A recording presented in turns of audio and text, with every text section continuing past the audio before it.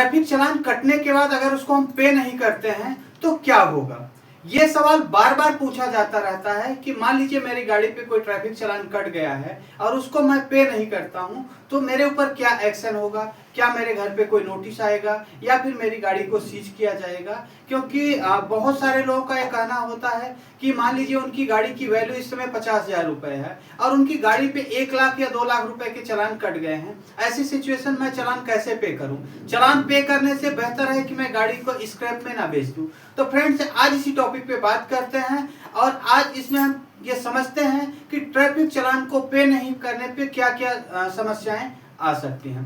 Friends, मैं हूं advocate Pradeep Pandey और आप देख रहे हैं आपका अपना यूट्यूब चैनल कानूनी बात। फ्रेंड्स, अगर आप हमारे चैनल पे पहली बार आए हैं तो हमारे चैनल को सब्सक्राइब कर लें ताकि आपको इसी तरीके से अपडेटेड वीडियो मिलते रहें। तो फ्रेंड्स, वीडियो को शुरू करते हैं।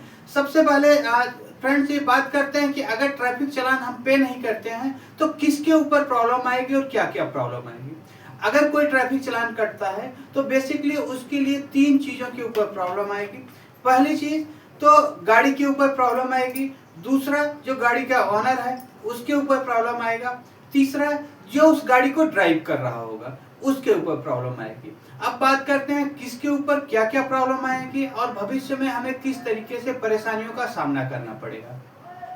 फ्रेंड्स, अगर आपकी कमर्शियल व्हीकल है और उस व्हीकल पे आपका चालान पेंडिंग है तो जो कमर्शियल व्हीकल का परमिट होता है उस परमिट को जब आप रिन्यू करने के लिए जाएंगे और आपकी उस व्हीकल पे चालान पेंडिंग है तो परमिट रिन्यू नहीं हो पाएगा।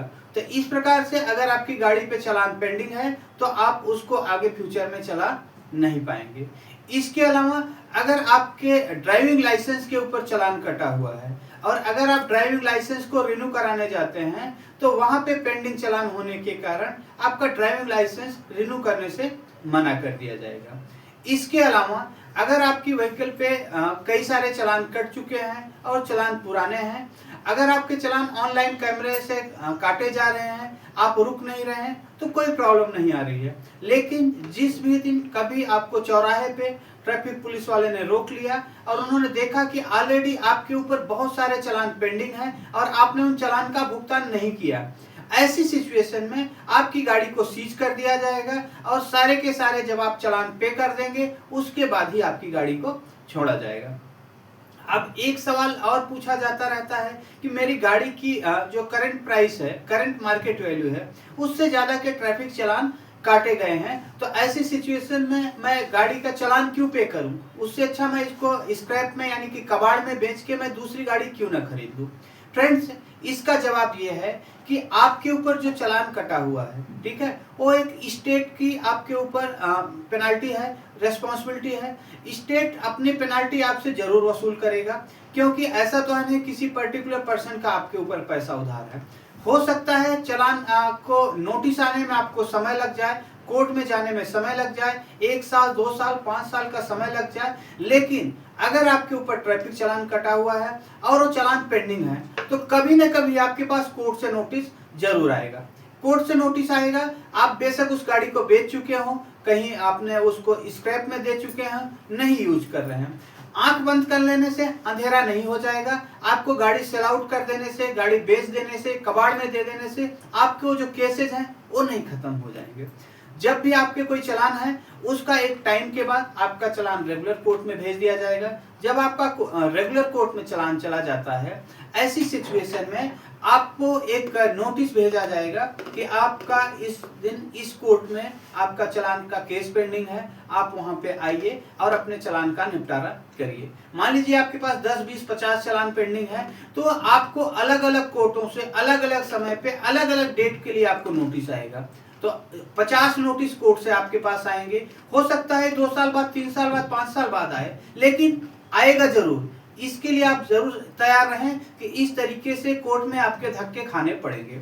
आपके पास नोटिस आएगा, उस नोटिस पे आप जाते हैं तो ठीक है, नहीं जाएंगे तो उस पे डेट पड़ जाएगी और वहां पे आपका नॉन अवेलेबल वारंट तक इशू हो जाएगा, अरेस्ट आप उसमें किए जाएंगे, पुलिस आपको उठा के घर से पकड़ के ले जाएगी कि आपका चालान पेंडिंग है और उसके लिए आपको जेल की भी हवा खानी पड़ सकती है।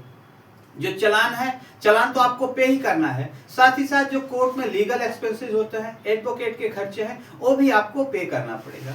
बहुत सारे लोगों का कहना होता है कि मैंने देखा कई गाड़ियों पे 50-50, 40-40, 100-100 चालान पेंडिंग है, उनका तो कुछ नहीं हो रहा है। फ्रेंड्स, लीगल सिस्टम है, थोड़ा सा स्लो होता है, लेकिन अपने समय पे काम जरूर करेगा। आपको अभी नहीं तो हो सकता है 4 साल बाद ये नोटिस आएगा, आपको कोर्ट में जाना पड़ेगा, वकील साहब की फीस भी पे करनी पड़ेगी और आपको समय भी देना पड़ेगा और जो पेनाल्टी लगेगी उस समय पे करना पड़ेगा।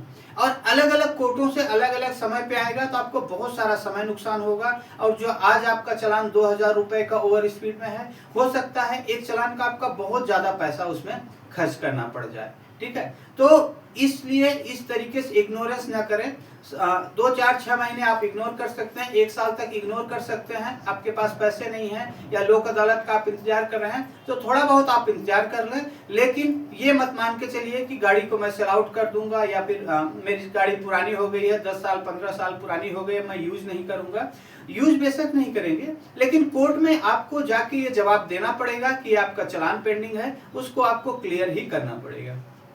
साथ ही साथ अगर आप गाड़ी को बेचोगे तो जब गाड़ी में आरसी ट्रांसफर करने की बात आएगी, वहां पे ये आरसी ट्रांसफर नहीं हो पाएगी जब तक आप चालान पेंडिंग क्लियर नहीं करते हैं। साथ ही साथ अगर कोई एक्सीडेंट का केस हो जाता है और वहां पे आप इंश्योरेंस में जाते हैं, क्लेम करते हैं कि मेरी गाड़ी पे इंश्योरेंस है तो मुझे इसका पैसा दिया जाए, इंश्योरेंस कंपनी जब तक चालान पेंडिंग रहेगा तब तक आप उसका क्लेम नहीं मिलेगा। इसके अलावा कई बार ऐसा भी देखा गया है कि अगर आपकी व्हीकल पे चालान पेंडिंग है तो वहां पे आप पॉल्यूशन सर्टिफिकेट नहीं बनवा पाएंगे, इंश्योरेंस आपका रिन्यू नहीं हो पाएगा। तो इसलिए चालान को लाइटली ना लें, सीरियस रहें उसके बारे में। अगर आपका चालान 60 दिन से ज्यादा पुराना हो गया है तो कोर्ट में चला जाएगा, कोर्ट में जाने के बाद आपको ज्यादा परेशानी आएगी। इसीलिए समय रहते आप लोक अदालत में या फिर रेगुलर कोर्ट में जिस प्रकार से आपको सही लगता है आप उसको सेटल कर सकते हैं। उम्मीद करता हूँ फ्रेंड्स आपको ये समझ आ गया होगा कि चालान पेंडिंग है, चालान न पे करने से आपको भविष्य में किस तरीके से परेशानी आ सकती है। अगर आपका कोई सवाल है, कोई सुझाव है तो कमेंट्स करके आप हमसे पूछ सकते हैं या अपनी सलाह दे सकते हैं। अगर आपको ट्रैफिक चालान को सेटलमेंट करने के लिए कोई हेल्प की रिक्वायरमेंट है तो आप हमारे दिए गए व्हाट्सएप नंबर पे हमारी टीम से कांटेक्ट कर सकते हैं और आसानी से अपने ट्रैफिक चालान का सेटलमेंट कर सकते हैं। धन्यवाद।